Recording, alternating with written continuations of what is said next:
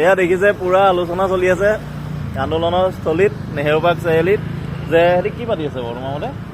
আমাৰ পাতি আছে যে ইয়াৰ আমি কোনটো ডিষ্ট্ৰিক্টলৈ যাম এইবাৰ পিছত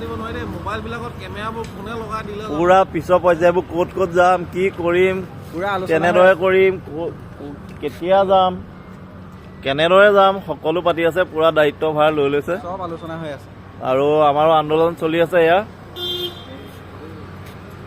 তৃতীয় পৰ্যায়, চতুৰ্থ পৰ্যায় আজি আমাৰ দ্বিতীয় দিন আৰু যোৰহাটত আজি প্ৰথম আৰু সুন্দৰভাৱে চলি আছে। ৰাইজে পুনৰ আকৌ আহি পেলাই মৰম দি আছে। কি কোৱা ভাস্কৰ, কেনেকুৱা লাগিছে? আমাৰ পাপু যাদৱো আছে। পাপু যাদৱ নহয়, পাপু চাহ। তেওঁ আন্দোলন কৰি আছে ৰাজপথত আৰু আজি আমাৰ চতুৰ্থ পৰ্যায়ৰ 2 নম্বৰ দিন। প্ৰথম দিন আমাৰ আৰম্ভ হৈ গ'ল আৰু এতিয়াৰ পৰা আমি দেওবাৰে সদায় থাকিম, নতুন নতুন সোৱাদ লৈ আহিম, নতুন ঢেৰ বস্তু আহিছে। এবাৰ আমি শনিবাৰেও আহিম মাজে সময়ে, যেতিয়াই আমি সুবিধা পাওঁ দেওবাৰে আহিম, কাৰণ আমাৰ এবাৰ টাৰ্গেট 100 এইবাৰ 100 হ'ব।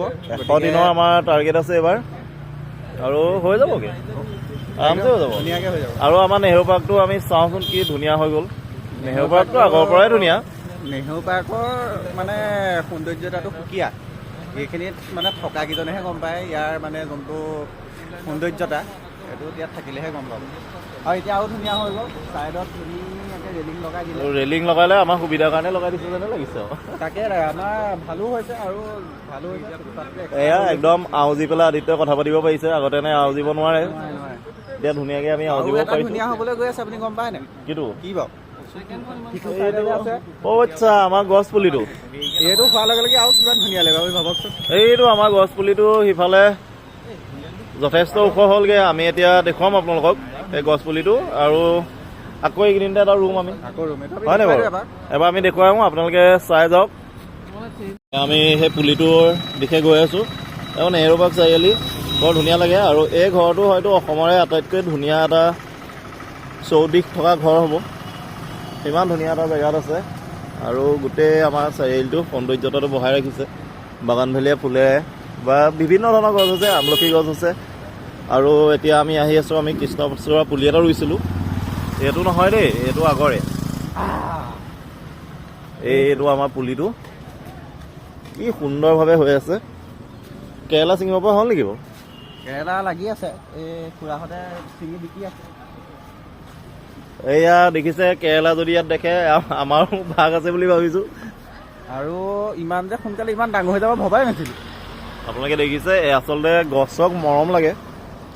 মৰম যদি পাওঁ, যেনেকৈ মানুহে মৰম পালে একদম দেই পটাপট মানে আপুনি ভাল হৈ যায়। এটা বস্তু চাওক, এজোপা গছতে এইপিনে কেৰেলাও বগাইছে, হয় নাই? মানে চবফালে হৈ আছে। এইপিনে কেৰেলাও লাগিব, কৃষ্ণচূড়াও লাগিব, কেৰেলা কলি পেলাইছে। এই বেৰাটো উঠাব হ'ল, এই বেৰাটো উঠাই দিব লাগিব। একদম সুন্দৰভাৱে হৈ আছে, বিৰাট ভাল লাগিছে। এই গছজোপা কাটো বুলি কৈছিলে, ৰেলিং লগাবলৈ কাটিব লাগিব। মই বোলো হয়, তেনেকৈ নহ'ব ন, এনেকৈ নহ'ব, আমি কাটিবলৈ নিদিওঁ বাৰু। আমি এইটো এবাৰ যে প্ৰতিবাদ কৰিছিলে গছৰ সাৱটি, ইয়াত আমি সেইটো প্ৰতিবাদ কৰিব লাগিব। এইটো আমি মানুহক তাত বান্ধি পেলাই সাৱটাই পেলাই বান্ধি দিম, আমি সাৱটি ধৰি নলওঁ। তেনেকৈ নহ'ব নহয়। আৰু গছ আপোনালোকেও ৰুৱক। এই চাৰিআলিটো যদি আপোনালোকে চাই, আমি এজোপা ৰুইছোঁ আৰু এজোপা আছে। এজোপা অলপ সৰু হৈ আছে কাৰণে দেখুওৱা নাই, বাকী গছে ভৰ্তি হৈ আছে। আগতে আৰু বহুত আছিলে, এতিয়া অলপ ৰাস্তাবোৰ বহল হ'ল। আপোনালোকেও গছ ৰুৱক, প্ৰতিপাল কৰক, ডাঙৰ কৰক। গছে আমাক সকলো দিয়ে আৰু কৰ্ম সংস্কৃতিও চলাই যাওক। আমাৰ কৰ্ম সংস্কৃতি চলি আছে আৰু এনেকুৱা সংস্কৃতি নহয় খালি, ধুনীয়া সময় ওলাইছে এইটো আকৌ বাইকখন। সেইটো সংস্কৃতি আমাক নালাগে, সেইটো সংস্কৃতি নালাগে। আৰু আহিব আপোনালোকে নেহেৰু পাৰ্ক চাৰিআলিলৈ। আমি আছোঁ এতিয়াৰ পৰা যোৰহাট নেহেৰু পাৰ্ক চাৰিআলি।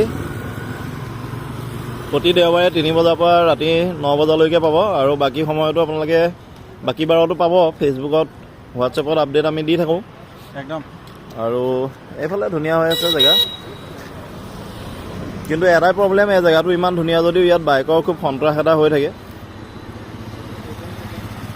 আৰু আচাৰ চাওঁচোন, আজি আমাৰ বিভিন্ন ধৰণৰ আচাৰ আছে। ভোট জলকীয়া আছে, মাছ, জলকীয়া, কঁঠাল আছে, অমৰা আছে, ইয়াৰ গোটেই টিমটো কাহিনী মাংস পাব। খনত অকল ইয়াৰ কাহিনীটো দেখুৱাই ই কেনেকৈ ইমান ডাঙৰ চাই মজা চুইচ মই কওঁ ন মজা চুইচ তুমি এটা এপিছড চাই দিলে গোটেইকেইটা একেবাৰতে কি বস্তু স্পেচিয়েল অপশ্যন মজা লাগে মজা লাগে কথা কেঁচা